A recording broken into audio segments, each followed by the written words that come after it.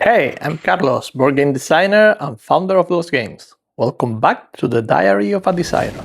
This week, I want to show you the last illustration we need to finish Throne of Etherwyn, the location cards, and the box cover. There is a lot of great art to show you. Let's get into it. Before I show you the pieces, let me explain what location cards are in Throne of Etherwyn. These cards are different from everything else in the games. Characters, military units, artifacts, they all have the main subject. But location cards needs a full scene, a background, a setting that feels like a real place. So each one has a unique layout and composition. They are some of the most complex illustrations in the whole game. The way Jesús and I work on this is same as always. We start with a short chat. I tell him how I picture the scene, the mood, the feeling, what I want people to feel when they look at it. Then Jesús brings his ideas and we look at the options together. When I'm not sure which direction to take, I let Jesús decide. He can see the finished image in his head before it exists, and the results speak for themselves. Once we pick a direction, we look at the colors.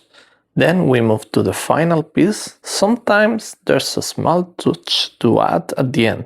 Most of the time, the final version is already there.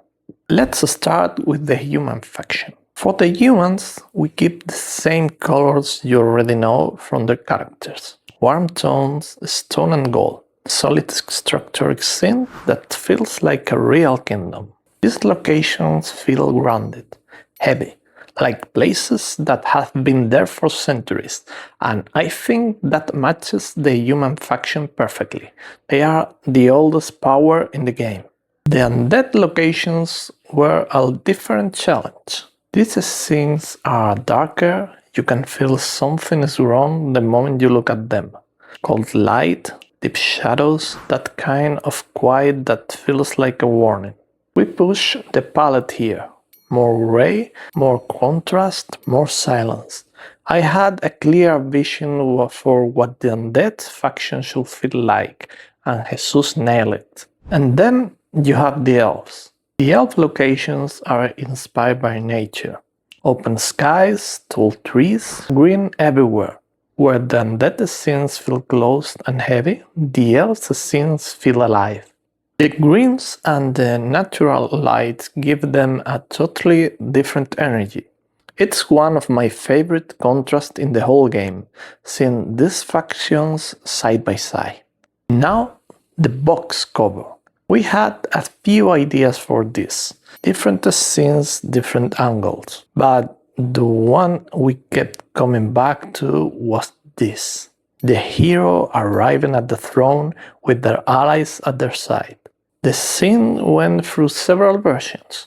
In each one, we adjusted the angle and the composition. In the final version, there's a central statue that gives the whole image a strong presence. Personally, I love it. It anchors the scene in a way the earlier versions did. One practical thing we had to solve: where does the logo go? We lift the angle slightly and move the castle up to create the space at the top.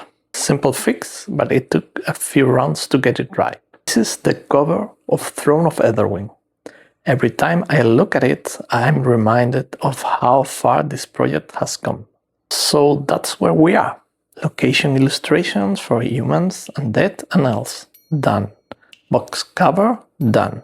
We are very close to the finish line on the art side, and I'll be sharing more updates as we get closer to the campaign. If you have a favorite illustration from what I showed today, drop it in the comments. I read all of them.